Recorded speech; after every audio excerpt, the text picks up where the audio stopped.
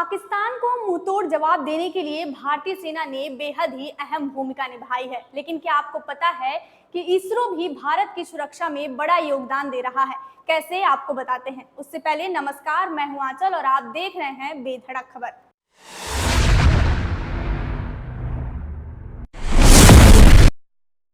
Pahalgam attack के बाद भारतीय सेना की ओर से लॉन्च ऑपरेशन सिंदूर से पाकिस्तान के आतंकी ठिकानों पर हमला किया गया, जिसके बाद बौखलाए पाकिस्तान ने भारत पर गोलाबारी शुरू कर दिया और घुसपैठ भी करने की कोशिशें करने लगा।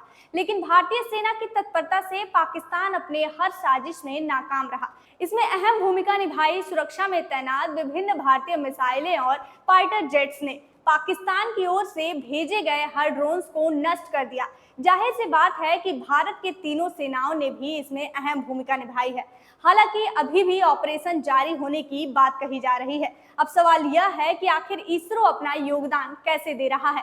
तो बता दें कि भारत की सुरक्षा के लिए कई सैटेलाइट्स का उपयोग किया जा रहा है, जो सीमा निगरानी, समुद्री क्षेत्र की निगरानी और खुफिया जानकारी जुटाने में महत्वपूर्ण भूमिका निभाते हैं। अब जो सैटेलाइट सुरक्षा में तैनात है, एक एक करके विस्तार से उनकी खासियत जानते हैं। सबसे पहले बात करते हैं कार्टोसैट सीरीज की। तो ये satellite high resolution imaging power provide करते हैं, जो सैन्य निगरानी, सीमा गतिविधियों और दुश्मन के ठिकानों की निगरानी के लिए उपयोगी हैं।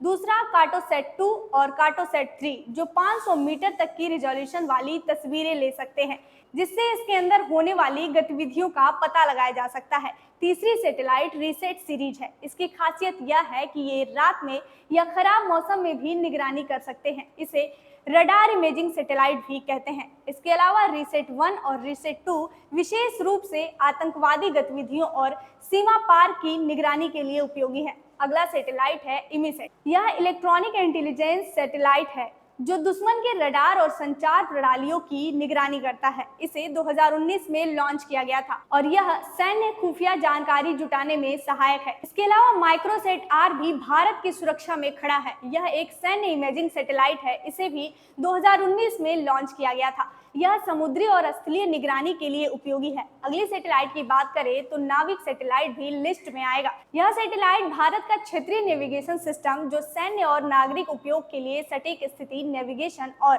समय जैसी सर्विसेज प्रोवाइड कराता है। यह सैन्य अभियानों, ड्रोन नेविगेशन और मिसाइल मार्गदर्शन में सहायक है।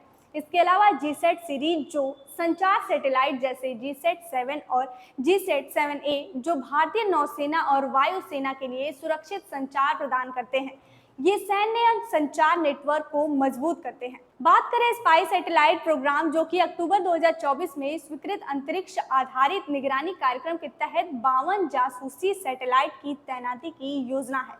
इसमें 31 प्राइवेट कंपनियों और 21 इसरो द्वारा विकसित किए जाएंगे। यह प्रोग्राम देश की सुरक्षा को और मजबूत करेगा।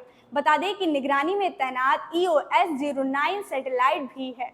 यह एक उन्नत जासूसी सैटेलाइट है, जिसे हाल ही में सुरक्षा उद्देश्यों के लिए लॉन्च करने की योजना बनाई गई है।